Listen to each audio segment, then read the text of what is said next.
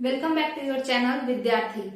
यहाँ पे आज हम लोग देखने जा रहे हैं सिविल डिसोबीडियंस मूवमेंट, यानी जो दांडी मार्च के बाद जो स्टार्ट हुआ वो वाला आंदोलन, उसी के आगे का पार्ट। तो पिछले वीडियो में हम लोग क्या देखे थे? हम लोग देखे थे कि जो northern part of undivided India है, यानी भारत का या अविभाजित भारत का जो उत्तरी हिस्सा था, तो उसमें किस तरीके से सविनय अवज्ञा आंदोलन के दौरान अलग अलग लोगों ने योगदान दिया, अलग अलग क्षेत्र से। उसमें हम लोग बहुत सारा बात देखे थे। यहाँ पे हम थोड़ा बहुत उसका नाम लिख देते हैं। तो यहाँ पे हम लोग देखे सबसे पहले कि नॉर्थ वेस्ट में, यानी पाकिस्तान साइड में, NWFP माने नॉर्थ वेस्टर्न फ्रंटियर प्रोविंस नाम का एक जगह हुआ करता था। पेशावर ये सब जो है उसी रीजन को, मतलब पेशावर वाला जो रीजन है, खैबर पख्तूनख्वा ये सब जो रीजन है, उस रीजन को पुराने जमाने में उत्तर पश्चिम सीमांत प्रांत कहते थे। ठीक है, तो उत्तर पश्चिम सीमांत प्रांत इसी को कहते थे। अंग्रेजी में इसे हम नॉर्थ वेस्टर्न फ्रंटियर प्रोविंस कहते थे। ठीक है, तो यहाँ पे हम लोग देखे थे कि एक संस्था हुआ करती थी, खुदाई खिदमतगार, वो बहुत ज्यादा एक्टिव थी। किस समय? आपके सविनय अवज्ञा आंदोलन के दौरान। और सविनय अवज्ञा आंदोलन कब से शुरू हुआ था? 6 अप्रैल 1930 से। ठीक है, आपका सीडीएम स्टार्ट हुआ था, या आप कह सकते हैं कि सीडीएम की विधिवत घोषणा हुई थी। विधिवत घोषणा को इंग्लिश में कहते हैं फॉर्मल डिक्लेरेशन। ठीक है, इसकी विधिवत घोषणा किसने की थी? सविनय अवज्ञा आंदोलन की विधिवत घोषणा किसने की थी? तो यहाँ पे आप कहेंगे गांधी जी ने की थी। ठीक है, क्वेश्चन पूछ सकता है ना। और जो आपका यूपीएससी में और बीपीएससी दोनों में क्वेश्चन पूछा है कि सविनय अवज्ञा आंदोलन कहाँ से शुरू हुआ, तो आपको पता होना चाहिए। ये क्वेश्चन यूपीएससी में भी पूछा गया है बहुत साल पहले, और बीपीएससी भी इसको पूछा है। ठीक है, तो आपको पता होना चाहिए कि सविनय अवज्ञा आंदोलन, दो आंसर, साबरमती आंसर लिखा है, साबरमती आंसर माना गया है किसके द्वारा? बीपीएससी के द्वारा, कि सविनय अवज्ञा आंदोलन साबरमती से शुरू हुआ था। जबकि यूपीएससी ये मानता है कि दांडी से शुरू हुआ था सविनय अवज्ञा आंदोलन। इसमें से सही कौन सा है? अगर आप लोग पिछला वीडियो देखे होंगे या पीछे के जो इसका सीरीज है सविनय अवज्ञा आंदोलन का, सिविल डिसोबीडियंस मूवमेंट का, तो आपको पता होगा कि सही आंसर ये है। क्योंकि साबरमती से 12 मार्च 1930 को जो सत्याग्रह शुरू हुआ था, या जो आंदोलन शुरू हुआ था, उसका नाम था सॉल्ट सत्याग्रह। ठीक है, और ये सॉल्ट सत्याग्रह था जिसे हम दांडी मार्च भी कहे थे, क्योंकि हम लोग साबरमती से दांडी की तरफ पैदल यात्रा किए थे, और इसी पैदल यात्रा को अंग्रेजी में मार्च कहा जाता है। ठीक है, चलिए, तो दांडी मार्च। ठीक है, तो आपका क्लियर हो गया होगा कि सविनय अवज्ञा आंदोलन की विधिवत घोषणा किस तारीख को हुई थी? 6 अप्रैल 1930 को। विधिवत घोषणा को फॉर्मल डिक्लेरेशन कहा जाता है अंग्रेजी में। इंग्लिश में इसको हम लोग फॉर्मल डिक्लेरेशन कहते हैं। जैसा कि हम लोग जानते हैं कि ज्यादातर लोग बाइलिंगुअल ही अब पढ़ते हैं ना, तो इस वजह से। इसके बाद कौन घोषणा किया, कौन अनाउंस किया? गांधी जी। कहाँ पे? दांडी में। तो शुरुआत इसकी कहाँ हुई? दांडी से हुई। क्लियर है यहाँ पे? उसके बाद हम लोग देखे थे कि जैसे अब इस तारीख को जब विधिवत घोषणा हो गया, तो इसके बाद हम लोग शुरू कर दिए अलग अलग क्षेत्रों में, अलग अलग क्षेत्रों में हम लोग क्या किए? प्रचार प्रसार इसका हो गया। क्यों? क्योंकि 5 अप्रैल के दिन गांधी जी जब दांडी पहुंचे थे, वो दिन था 5 अप्रैल, और इस दिन वो सभी पत्रकार को बुलाए थे और सबसे मिले थे। और जब 6 अप्रैल को नमक कानून तोड़े, तो भी सब पत्रकार यहीं पे थे। तो इस कारण से सारा जो गांधी जी का डे टू डे अपडेट था, पेपर में छप रहा था। ठीक है, पेपर में छपने के कारण ये पूरे भारत ही नहीं बल्कि विश्व पटल पे भी, यानी ग्लोबली, ठीक है, विश्व पटल माने ग्लोबली, तो विश्व पटल पे भी ये क्या हो रहा था? फेमस हो रहा था। ये जो सब चल रहा था, जो सारा मूवमेंट यहाँ पे चल रहा था। तो लोगों को पता चल गया था कि गांधी जी ऐसा चाह रहे हैं कि बेसिक नीड के लिए लड़ना है, टैक्स कम करवाने के लिए। तो इसी कारण से हम लोग देखे थे पिछले वीडियो में कि भाई नॉर्दर्न हिस्सा ऑफ अनडिवाइडेड इंडिया में जो नॉर्थ वेस्टर्न फ्रंटियर प्रोविंस है, यानी जो अगर ऐसे भारत है तो इसका इधर वाले हिस्सा में ये लोग एक्टिव थे और ये लोग कुछ कुछ किए, मतलब सविनय अवज्ञा आंदोलन में सहायता दिए। इसी में फिर एक पेशावर कांड हो गया जो कि हम लोग पीछे देख चुके हैं कि जो वीर चंद्र गढ़वाली थे वो मना कर दिए। क्या मना कर दिए? कि हम गोली नहीं चलाएंगे। फिर यहाँ पे हम देखेंगे कि नॉर्दर्न पार्ट ऑफ इंडिया जो कि बिहार यूपी है, यहाँ पे टैक्स के लिए बोला गया कि हम टैक्स नहीं देंगे, ठीक है। फिर हम लोग देखें कि जो तुम्हारा north eastern part of India है वहां पे क्या हुआ, तो असम में कनिंघम सर्कुलर देखने को मिला। कनिंघम सर्कुलर के खिलाफ आवाज उठाया गया, ना कि हम लोग कनिंघम सर्कुलर के सपोर्ट में थे, इसके खिलाफ आवाज उठाया गया। और साथ के साथ ही असम में ये हुआ और मणिपुर में जिया तरंग मूवमेंट देखने को मिला। और असम में कुछ लोग ऐसे थे, कुछ सत्याग्रही, जिन्होंने क्या किया, असम में कुछ सत्याग्रही ऐसे थे जो लोग सिलहट से नोआखली गए। सिलहट असम में पड़ता है, नोआखली बंगाल में पड़ता है समुद्री तट पे, और वहां जाकर के नमक कानून तोड़े, ठीक है। तो ये कुछ इम्पोर्टेंट चीज था जो कि हम लोग कल देखे थे कि northern part of undivided India में किस तरीके से सविनय अवज्ञा आंदोलन का प्रचार प्रसार हुआ और कैसे अलग अलग जो लोग थे वो लोग अलग अलग क्षेत्र के लोग पार्टिसिपेट किए। इस चक्कर में आपको बता चुके हैं कि कई सारे लोग जेल भी गए, जैसे यूपी बिहार वाले रीजन से बहुत सारे लोग जेल गए। और इसमें सबसे फेमस अगर आप कहेंगे तो वो कौन थे, तो जवाहरलाल नेहरू। 14 अप्रैल को ये जेल चले गए थे। 6 अप्रैल 1930 से सब लोग एक्टिव हुआ, 14 अप्रैल को इनको जेल भेज दिया गया। पेशावर साइड से इसके जो लीडर थे खुदाई खिदमतगार के, जिनका नाम क्या था, खान अब्दुल गफ्फार खान, उनको बादशाह खान भी कहते हैं और सीमांत गांधी भी कहते हैं, वो जेल गए थे। इधर से आप देखेंगे कि जिया तरंग आंदोलन की जो नेता थी वो एक लड़की थी, लीडर जो थी वो एक लड़की थी, उसका नाम था गाइडनी लियू, वो जेल गई थी। तो ये कुछ इंपॉर्टेंट फैक्ट था जो कि हम लोग पिछले वीडियो में देख चुके और उसको हम लोग रिवाइज भी कर लिए। अब हम लोग आज देखेंगे कि जो ईस्टर्न पार्ट और वेस्टर्न पार्ट है भारत का, पश्चिमी हिस्सा और पूर्वी हिस्सा, अगर ये भारत है तो इसका इधर वाला हिस्सा और इधर वाला हिस्सा जो है, इस क्षेत्र में क्या क्या डेवलपमेंट हुआ हम उसको देखने का प्रयास करेंगे। क्या क्या प्रोग्रेस हुआ सविनय अवज्ञा आंदोलन के दौरान, देखते हैं। देखिएगा, सबसे पहले अगर हम बात करें तो हम पश्चिमी हिस्सा को पकड़ते हैं, ठीक है। पश्चिमी भारत में आप देखेंगे कि कौन कौन सा क्षेत्र आएगा। वेस्टर्न इंडिया में अगर आप देखते हैं कि कौन कौन सा क्षेत्र आएगा, तो गुजरात, महाराष्ट्र, कराची, सिंध, ये सब क्षेत्र आएगा, ठीक है। और हम किस जमाने के इंडिया का बात कर रहे हैं, हम अविभाजित भारत का बात कर रहे हैं, ठीक है। मगर आपको पता होना चाहिए कि जमाना किस समय का चल रहा है, 1930 का। इस जमाने में बहुत सारे मुसलमान इस चीज के लिए ज्यादा उत्सुक थे कि भारत और पाकिस्तान दो अलग अलग राज्य बने। उस समय तक पाकिस्तान नाम का उत्पत्ति नहीं हुआ था, मगर वो लोग चाहते थे कि एक मुस्लिम स्टेट बने। तो बहुत सारे मुस्लिम ऐसे थे उस समय जो इस बात में ज्यादा इंटरेस्टेड थे कि हम लोग को पॉलिटिकल पावर मिल जाए, और इस बात में कम इंटरेस्टेड थे कि भारत आजाद हो जाए। तो इस कारण से इन सभी क्षेत्रों में सविनय अवज्ञा आंदोलन के दौरान कुछ खास जो है मूवमेंट, कुछ खास लोगों का इन्वॉल्वमेंट नहीं देखने को मिला।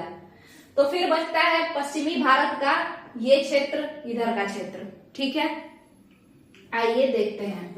तो अगर हम बात करें गुजरात के बारे में, तो आपको पता होना चाहिए कि जो आपका गुजरात है वहां पे, ये गुजरात जो है, यहीं से तो इस मूवमेंट की शुरुआत हुई है।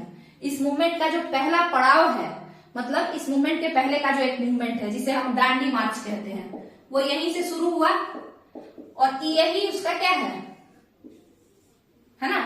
मतलब सविनय अवज्ञा आंदोलन किस विशेष घटना के बाद शुरू हुआ, तो ये दांडी मार्च वाले घटना के बाद ही शुरू हुआ ना, ठीक है। तो ये गुजरात से ही शुरू हुआ था। अब आप समझिए, अब यहाँ पे हम दांडी मार्च तो बहुत पहले ही समझ चुके हैं, तो हम लोग इस पे बात नहीं करेंगे। अब बात करते हैं कुछ इंपॉर्टेंट चीज के लिए। अब आपसे एक क्वेश्चन पूछेगा कि जो दांडी मार्च हुआ तो उसमें सबसे ज्यादा कौन से स्टेट से लोग पार्टिसिपेट किए थे, तो गुजरात से किए थे। आपको पता होना चाहिए कि टोटल 78 लोग थे और संस्कृति मंत्रालय कहता है कि टोटल 81 लोग थे गांधी जी को मिला के। तो इसमें सबसे ज्यादा जो लोग थे वो गुजराती थे, ठीक है। तो ये हो गया आपका एक बात। दूसरा जो इम्पोर्टेंट बात है कि ये सब जब कांड हो गया तो क्या हुआ, दांडी मार्च हो गया और अब 6 अप्रैल को सीडीएम लॉन्च हो गया, सविनय अवज्ञा आंदोलन लॉन्च हो गया। तो इसके बाद गुजरात वाला क्षेत्र में क्या क्या देखने को मिला, हम लोग यही प्रोग्रेस का तो बात कर रहे हैं ना। तो आपको बता दें कि 6 अप्रैल को गांधी जी सीडीएम को लॉन्च किए और लॉन्च करने के बाद ये सविनय अवज्ञा आंदोलन को प्रमोट करने के लिए महाराष्ट्र वाले रीजन में भी घूम रहे थे। कौन, गांधी जी महाराष्ट्र वाले रीजन में भी घूम रहे थे। और उस जमाने में महाराष्ट्र और गुजरात दो अलग राज्य तो था नहीं, वो सेम ही था। ये तो 1960 में ना अलग राज्य बन गया, गुजराती लोग अलग राज्य बना लिया अपना। तो गांधी जी पूरा एरिया को कवर कर रहे थे कि हम लोग क्या करें, सविनय अवज्ञा आंदोलन का नींव मजबूत करें, उसको ज्यादा से ज्यादा प्रचार प्रसार करें। इस चक्कर में गांधी जी घूमते फिरते साबरमती, दांडी ये सब घूमते फिरते महाराष्ट्र पहुंचते हैं और पहुंचने में उनको कितना समय लग जाता है, मई आ जाता है। अप्रैल से मई यानी मई, तो 5 मई 1930 ईस्वी, 5 मई 1930 को क्या होता है, गांधी जी पहुंचते हैं महाराष्ट्र के सोलापुर में, ठीक है। महाराष्ट्र के सोलापुर में गांधी जी यहाँ पहुंच जाते हैं और यहीं पर उनको सब पकड़ के लेके चला जाता है। तो यहीं से वो क्या हो जाते हैं, अरेस्ट कर लिए जाते हैं, या आप कह सकते हैं डिटेन कर लिए जाते हैं, ठीक है। इनको कैद कर लिया जाता है। और ये जो है आपको बता दें कि सोलापुर महाराष्ट्र में है। तो क्या गांधी जी को पकड़ा है सोलापुर से, तो ले जाकर के फिर साबरमती के जेल में रखेगा कि यहीं कोई अगल बगल जो जेल होगा उसी में डाल देगा। तो इसी कारण से सविनय अवज्ञा आंदोलन के दौरान गांधी जी जेल जाते हैं, कहाँ पे, पूना में, जिसे हम लोग पुणे भी कहते हैं। तो पुणे जाते हैं जेल में। और पुणे का कौन सा जेल है जो गांधी जी यहाँ पे जाकर के रहे हैं, येरवाड़ा जेल। कौन सा जेल, येरवाड़ा जेल। ये जेल पुणे में पड़ता है। गांधी जी सोलापुर में अपना एक्टिविटी कर रहे थे, एक्टिविटी मतलब प्रचार प्रसार कर रहे थे कि भाई सविनय अवज्ञा आंदोलन में पार्टिसिपेट करो। और इस चक्कर में महाराष्ट्र के सोलापुर में उनको पकड़ लिया गया, वो चले गए जेल। जेल में उनको येरवाड़ा जेल में रख दिया, सब पुणे में, ठीक है। और अब आप देखेंगे कि गांधी जी अभी ये पकड़ा करके गए हैं, 5 मई 1930 को पकड़ा करके गए हैं। और अब ये निकलेंगे कब, तो आप देखेंगे कि ये 25 जनवरी 1931 को निकलेंगे। तो एक अच्छा time period Gandhi ji Yerwada jail में बिताते हैं। कहा, कब, तो पुणे में। और कब, तो सविनय अवज्ञा आंदोलन के दौरान, ठीक है। तो ये तो पहला डेवलपमेंट है महाराष्ट्र के क्षेत्र में कि गांधी जी पकड़े गए, ठीक है। और उनको पुणे मतलब पुणे जेल में रख दिया गया। उस जेल का नाम था येरवाड़ा जेल। खत्म हुआ यहाँ पे। अब देखिएगा आगे कि इसके बाद क्या डेवलपमेंट होता है पश्चिमी भारत में, वेस्टर्न इंडिया में। वैसे हम आपको एक बात बता दें कि कराची से बहुत सारे मुसलमान तो पार्टिसिपेट नहीं किए थे, मतलब सिंध से, सिंध में ही कराची है, तो सिंध से बहुत सारे लोग तो पार्टिसिपेट नहीं किए थे। यानी मेजॉरिटी ऑफ मुस्लिम्स, इस बात से उनको कोई लेना देना नहीं था कि भारत को आजादी मिलेगा कि नहीं मिलेगा। वो ब्रिटिशर्स के ज्यादा पक्ष में थे, मगर कुछ एक दो ऐसे लोग थे, ठीक है, एक दो ऐसे भी लोग थे जो कि पार्टिसिपेट किए थे दांडी मार्च में, गांधी जी के साथ साबरमती से दांडी गए थे। चलिए वो बात छोड़ते हैं, आगे देखते हैं, क्योंकि कराची से हम लोगों को उतना लेना देना अब है नहीं, क्योंकि वो बाहर का बात है, ठीक है। चलिए स्टार्ट करते हैं आगे। तो हम लोग गांधी जी को जेल भिजवा दिए। वेस्टर्न इंडिया में पहला जो सीडीएम का, सविनय अवज्ञा आंदोलन का जो प्रोग्रेस हुआ कि गांधी जी जेल जा चुके हैं, इसके बाद क्या होगा वो देखिए। तो अगर आपसे क्वेश्चन पूछता है कि गांधी जी कब जेल पकड़ा के गए, तो 5 मई 1930 को सविनय अवज्ञा आंदोलन में, और कहीं कहीं कभी कभी 4 मई 1930 भी कहता है। तो 5 मई 1930 को गांधी जी जेल जा चुके हैं। इसके बाद सविनय अवज्ञा आंदोलन का लीडर किसको बनाया गया? इसके बाद सिविल डिसोबीडियंस मूवमेंट का लीडर किसको बनाया जाता है? ये क्वेश्चन पूछा है यूपी पीसीएस के एग्जाम में। तो उनका नाम है अब्बास तैयब जी, ठीक है, उनका नाम क्या है? अब्बास तैयब जी। तो अगर आपसे ऐसा कोई पूछे, कैसा पूछे कि जब गांधी जी, क्वेश्चन है, जब गांधी जी को डिटेन कर लिया गया, यानी अरेस्ट कर लिया गया, तो फिर सविनय अवज्ञा आंदोलन, सीडीएम का बागडोर जो है वो किसके हाथ में दिया गया? तो वो नाम है अब्बास तैयब जी, तैयब जी, ठीक है।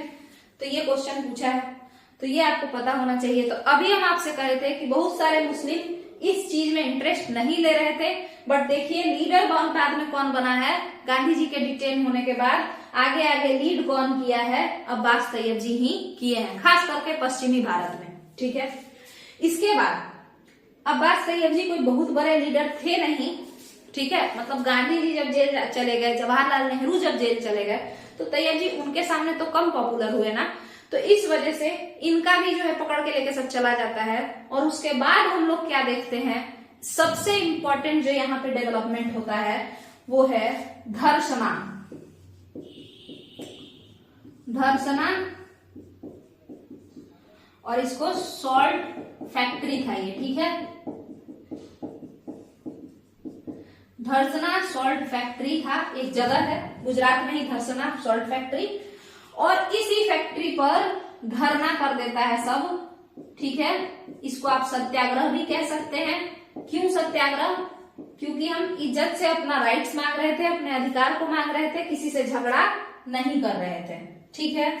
इस धर्षणा सत्याग्रह में क्या होता है, तो आपको बता दें कि तारीख है 21 मई, तारीख याद रखना पड़ता है, ठीक है।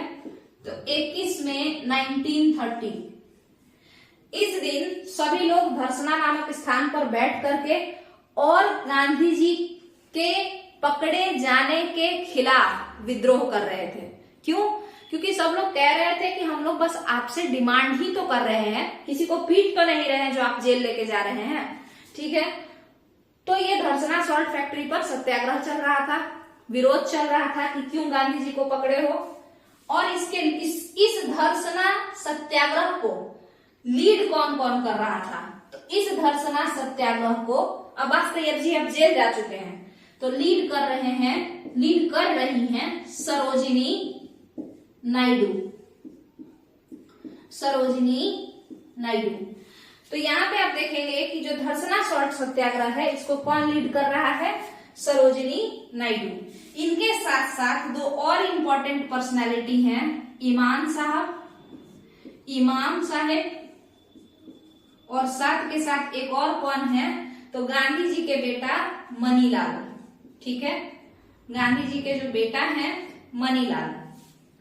तो ये 3 इंपॉर्टेंट पर्सनालिटी है जो कि यहाँ पर देखने को मिलता है कि ये लोग क्या हैं, खड़े हैं।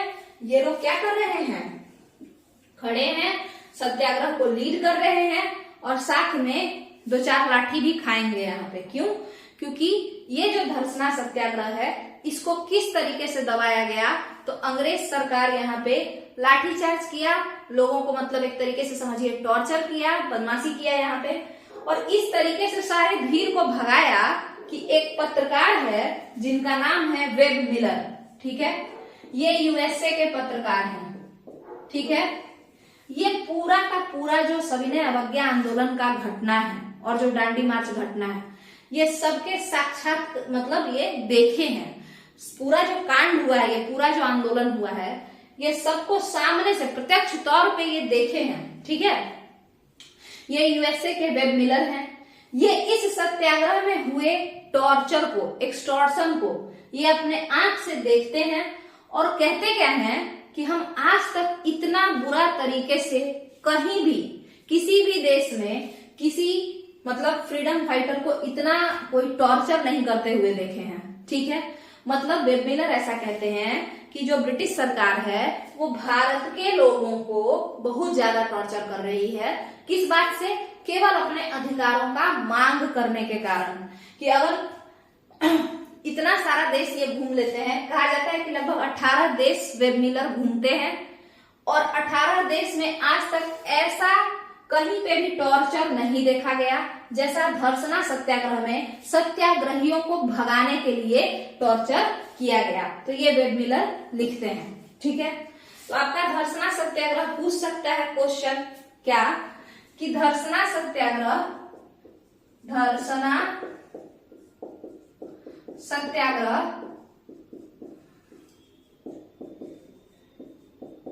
किस आंदोलन से संबंधित है? तो आप कहेंगे सविनय अवज्ञा आंदोलन। आपसे क्वेश्चन पूछ सकता है धरसना सत्याग्रह का उद्देश्य क्या है? तो आप कहेंगे गांधी जी को जेल से छुड़ाना, ठीक है। और अगर आपसे ऐसा पूछे कि धरसना सत्याग्रह कब हुआ है, तो आप कहेंगे कि भाई ये 21 मई दिन था और 1930 साल था, ठीक है। और एक अंतिम क्वेश्चन जो इससे बन सकता है, दो और, धरसना कहाँ है? तो गुजरात में है। और एक अंतिम क्वेश्चन, लीड कौन किया है धरसना सत्याग्रह को? सरोजिनी नायडू। बट जैसा कि आपको पता है पीपीएससी और बीपीएससी टीआरई वो एक लाइन का आंसर नहीं देता है, वो इन तीनों का नाम देगा और पूछेगा इनमें से कोई एक, इनमें से कोई दो खेलेगा, ठीक है। तो आपको ये तीनों नाम याद रखना पड़ेगा, ठीक है। तो यहाँ पे ये कंप्लीट हो जाता है गुजरात का धरसना सत्याग्रह। इसके अलावा आप देखेंगे एक क्वेश्चन, तो ये सारा क्वेश्चन बन गया इसमें से। दूसरा, गांधी जी के पकड़े जाने के बाद अब्बास तैयब जी ही लीड किए थे किस चीज को? सविनय अवज्ञा आंदोलन को। तो आपसे ये क्वेश्चन पूछ सकता है कि अब्बास तैयब जी किस आंदोलन में मुख्य भूमिका निभा रहे थे? तो सविनय अवज्ञा आंदोलन में, यानी सिविल डिसोबीडियंस मूवमेंट में, ठीक है। इसके अलावा वेब मिलर किस आंदोलन से संबंधित है? तो ये एक पत्रकार है जो कि सविनय अवज्ञा आंदोलन तथा दांडी मार्च में उपस्थित थे, ठीक है। तो यही इस तरीके का क्वेश्चन आपको देखने को मिलेगा जो कि progress of CDM in the western part of India, ठीक है। यहाँ पे हम लोग वेस्टर्न पार्ट को बढ़िया से समझ लिए हैं कि यहाँ पे क्या क्या हुआ है, ठीक है।